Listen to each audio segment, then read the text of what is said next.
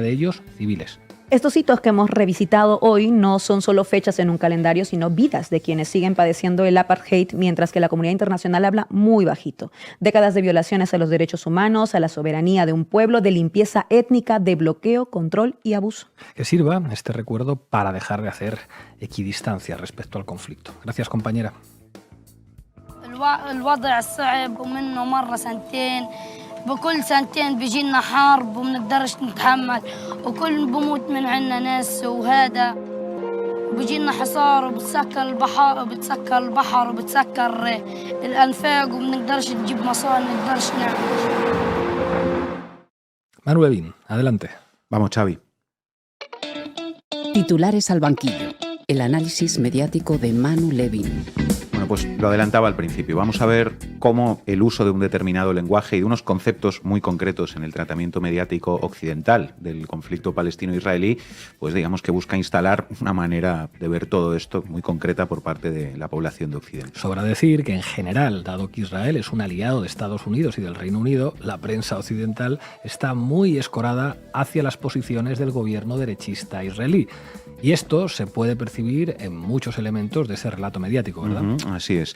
Vamos a fijarnos en algunos de esos elementos. En 2004, Greg Philo y Mike Berry publicaron una obra muy interesante que se llamaba Bad News from Israel, en la que demostraron que las poblaciones occidentales tienen un conocimiento escaso y erróneo de este conflicto. En concreto, por ejemplo, demostraron que la mayor parte de la audiencia estadounidense, inglesa y alemana pensaba que los llamados territorios ocupados habían sido ocupados por población palestina, cuando la realidad sabemos que es la contraria. Bueno, eso ya es una buena muestra de los efectos perversos que ha tenido el discurso mediático, que en general, aunque con matices, es dominante en esta parte del mundo.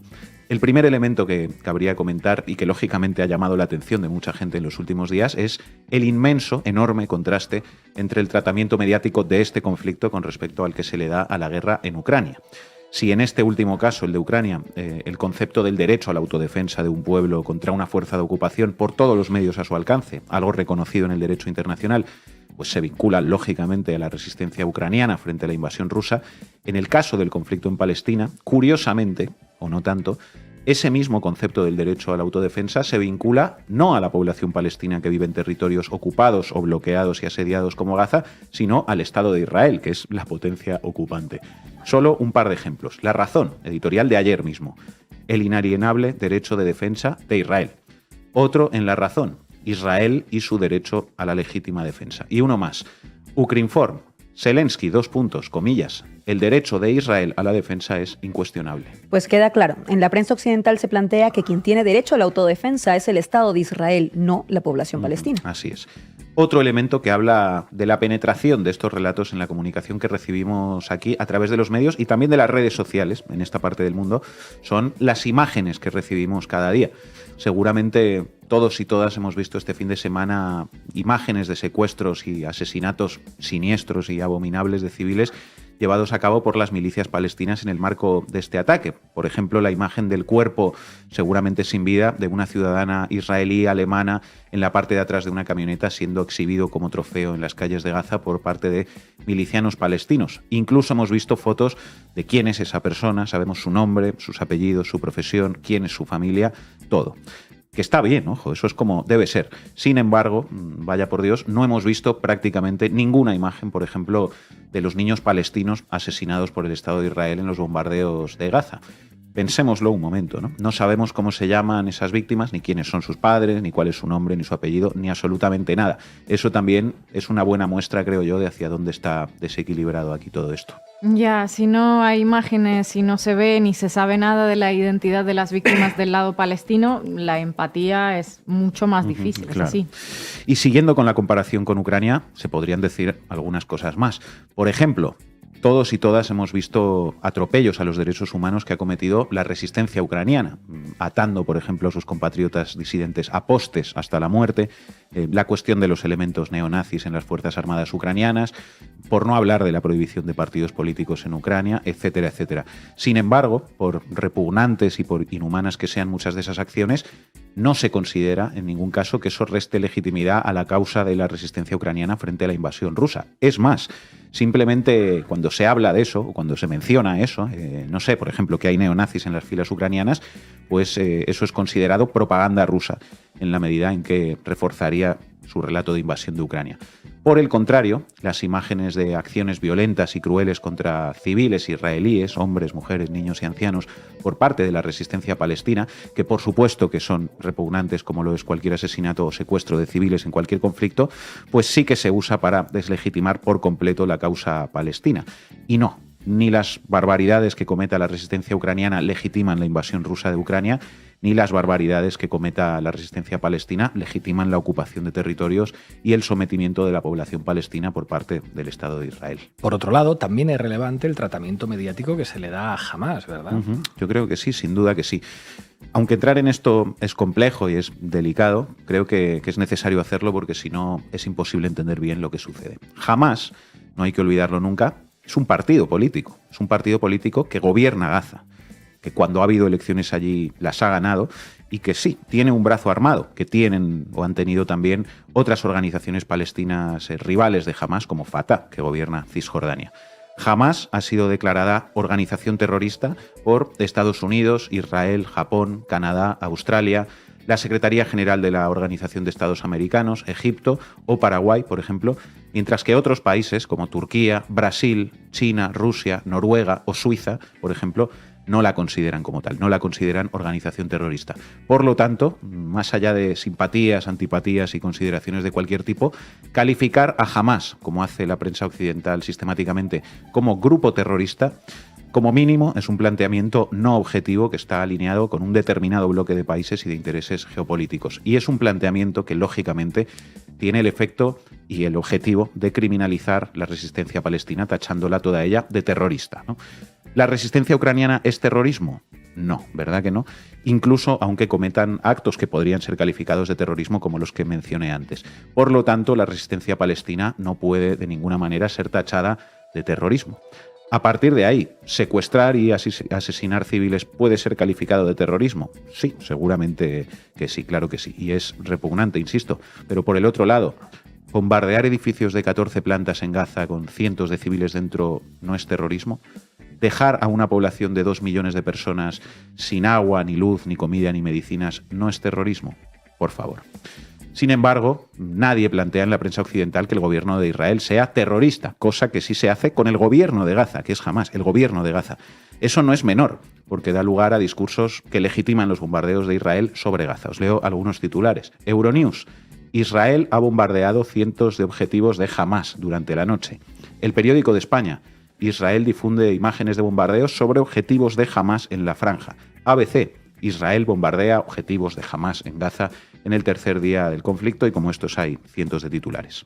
Lanzar bombas de varias toneladas sobre un territorio, Gaza, que es el más densamente poblado del mundo, donde viven más de 2 millones de personas, y hacerlo además sobre edificios enteros de varios pisos, como hemos visto, nunca puede ser calificado, como hace la prensa, como bombardeos selectivos, ni quirúrgicos, ni contra objetivos militares de Hamás.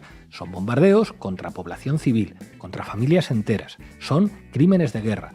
Y llamarles respuesta selectiva contra objetivos terroristas de Hamás no es más que propaganda y supone legitimar y apoyar lo que son crímenes de guerra.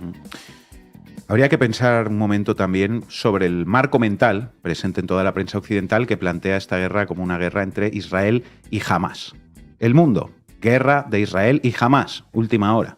El Español, guerra de Israel y Hamás, en directo. La Sexta, guerra de Israel, Hamás, en directo. Y así todo. Pero a ver, Levin, ¿cuál es el problema que estás detectando en esa oposición de Israel versus Hamás? Pues vamos a pensarlo. Varios comentarios. Trazar ese eje es problemático desde mi punto de vista.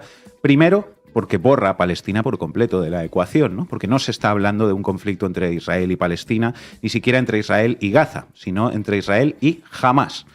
Es decir, parece que Palestina no existe y que lo que hay es una guerra de todo un pueblo y un Estado, con todo lo que eso implica en términos de entidad de ese sujeto, de legitimidad, de instituciones, de cultura, etcétera, no contra otro pueblo, el palestino, sino contra un grupo político determinado, es decir, contra un sujeto más restringido a todos los niveles, que además es calificado como terrorista. Este lenguaje tiene un objetivo muy claro, que es borrar todas las causas profundas del conflicto, que es separar y aislar el significante Hamás de la población de Gaza y, en último término, como veíamos en los titulares anteriores, pues es legitimar los bombardeos y la violencia del Estado de Israel. Porque no se habla de una guerra entre el Likud, el partido que gobierna Israel, y Hamás, el partido que gobierna Gaza, ¿verdad? ¿Se imaginan? Guerra entre el Likud y Hamás. ¿A qué no se habla así? Digo porque esos términos quizás serían términos más simétricos, ¿no? Y tampoco se habla de una guerra entre Israel y Palestina o Gaza, si es que se podría hablar de guerra cuando existe tal desigualdad de fuerzas entre un bando y otro. Pero nada de eso. Se habla de una guerra entre Israel y Hamás, con lo que, por un lado, se identifica al actual gobierno ultraderechista de Israel, del partido Likud, con el conjunto del país y del pueblo, mientras que se desidentifica a Hamás, el partido que gobierna Gaza, insisto, de la población palestina. Ahí creo que es evidente que hay una trampa, ¿no?, a mi modo de ver. Y es bastante obvio que con esa trampa, como dice Levin, se intenta legitimar a unos y demonizar a otros.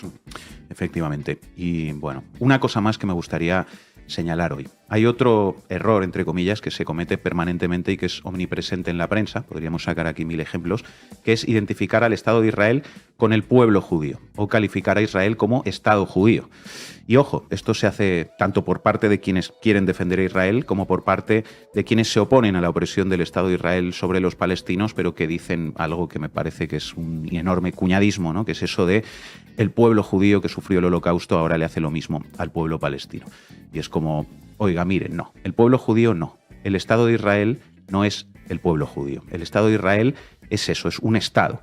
Y la mayoría de los judíos del mundo ni vivimos en Israel, ni somos sionistas, ni el gobierno ultraderechista de Israel habla en nuestro nombre ni actúa en nuestro nombre, y tenemos el deber de decirlo, ni tampoco somos partidarios ni siquiera de un Estado judío, ni tampoco de un Estado islámico, ni de un Estado católico, ni hinduista, ni ortodoxo, sino de Estados laicos y democráticos donde nadie tenga más derechos que otros por pertenecer a una determinada etnia o por profesar una religión. Incluso dentro de Israel hay sectores políticos que agrupan a árabes israelíes y a judíos israelíes que no están de acuerdo con el proyecto de Israel como Estado judío, que es el proyecto de la derecha israelí, sino que defienden un Estado laico para toda su población. De hecho, el gobierno de Netanyahu estaba en sus horas más bajas de apoyo interno y enfrentando grandes movilizaciones de la oposición y de la izquierda. Entonces, identificar a Israel con el pueblo judío o con un Estado judío es un grave error que en el fondo supone alinearse precisamente con las posiciones de la derecha sionista israelí que gobierna y que domina el país. Eso es lo que ellos quieren y no hay que caer nunca en eso porque es una barbaridad. Y bueno, si me preguntan a mí, les respondo, ni Estado judío ni República Islámica fortificados y en una eterna guerra. Una sola Palestina, laica, democrática y en paz y con libertad religiosa para todos sus habitantes desde el río hasta el mar. Como escribe Olga Rodríguez, en Sudáfrica fue posible. Gracias, Manu. Heredé el limonar cuando mi padre falleció y eso no hay dinero que lo pueda compensar. ¡Fuera de aquí! ¡Fuera! Me ha demandado. ¿Qué tienes contra esos árboles? Nada, pero tengo confianza en el servicio secreto. Tiene que hacerse justicia. Si ganamos, toda la nación palestina gana. Al ministro encargado de la seguridad de Israel, ¿le asustan unos limones? A mí no me asusta nada. ¿Es que no lee usted los periódicos? A mí no me asusta nada. Inafino Génova.